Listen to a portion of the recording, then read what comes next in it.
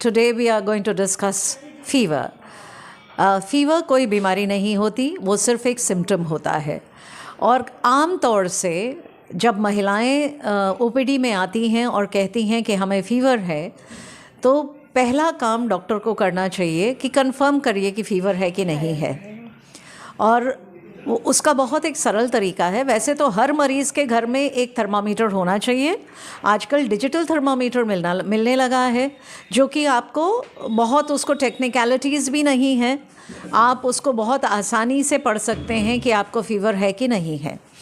तो सबके घर में एक थर्मामीटर होना चाहिए। और अगर किसी पेशेंट ने अपना फ़ीवर नहीं चेक किया है, तो डॉक्टर की ड्यूटी है कि अगर पेशेंट ने कहा कि फ़ीवर है, तो प्लीज़ फ़ीवर को कंफर्म करिए कि फ़ीवर है कि नहीं है। अब दो ऐसी कंडीशन हैं जिसमें पेशेंट को लगता है कि फ़ीवर है, लेकिन फ़ीवर थर्मामीटर में नहीं आता है, और वो दो कंडीशन महिलाओं में पाए जाते हैं। पहला अनीमिया और दूसरा प्रेगनेंसी। इस दोनों में हाथ पैर जलते हैं, लगता है कि पूरी बॉडी एकदम तप रही है, लेकिन जब आप थर्मामीटर से बुखार लेंगे तो बुखार आता नहीं है। और कमाल की बात ये हो जाती है कि जब हम बुखार चेक किए बगैर ब्लड टेस्ट लिख देते हैं, तो अक्सर हमारे ओपीडी में पेशेंट आते हैं और ये कहते हैं कि मेरा टाइफाइड बुखार ठीक ही नहीं हो रहा है। जबकि अगर आपका सही डायग्नोसिस होगा तो 15 दिन में आपका टाइफाइड बुखार ठीक हो जाता है। लेकिन बहुत सारी ऐसी महिलाएं आएंगी जो कहती हैं कि 1 साल से मुझे टाइफाइड छोड़ नहीं रहा है। तो ये इसका मतलब है कि डायग्नोसिस ही गलत है। उसका डायग्नोसिस मोस्ट प्रोबेबली अनीमिया होगा और उसको ट्रीटमेंट टाइफाइड का मिल रहा है। And particularly when the lady is pregnant, if you are giving her medicines which she does not need, आप तो पाप कर रहे हैं ना।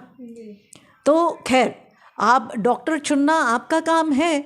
जितना उस डॉक्टर को नॉलेज, उस हिसाब से काम आपको वो करके देता है। तो मेरी गुजारिश हर मरीज़ से ये है कि जब भी आपको लगे कि आपको बुखार है, कृपया एक थर्मामीटर यूज़ कर लें। थर्मामीटर यूज़ करने का तरीका 2 तरीके से होता है, या तो आपके आर्मपिट के नीचे और या तो आपके जीभ के नीचे। वो रख के और आप चेक करिए कि आपको बुखार है कि नहीं है। उसके बाद डॉक्टर ढूंढने निकलिए। अगर आपको बुखार थर्मामीटर नहीं शो कर रहा है तो आपको फ़ीवर नहीं है, आपको फिर कारण कोई और है। And it is then up to the doctor to make your diagnosis. Thank you ma'am. और डॉक्टर नाहिद से जानेंगे कि फ़ीवर अगर हमें हो तो ये जो शुरुआती लक्षण होते हैं वो हमारे साथ में कैसे हो सकते हैं, इनमें हमें क्या करना चाहिए। जैसे कि मौसम जैसे ही चेंज होगा तो आपको सिम्टम्स होंगे, वायरल फ़ीवर स्टार्ट हो जाएंगे, तो ये फ़ीवर है तो उनका हम डायग्नोस तुरंत बना लेते हैं कि हमें टाइफाइड हो गया है, मलेरिया हो गया है, जबकि ऐसा नहीं होता है जैसा कि मैडम ने हमें बताया।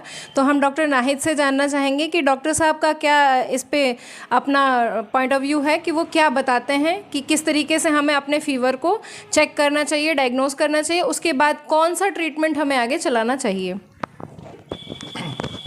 Good morning everyone.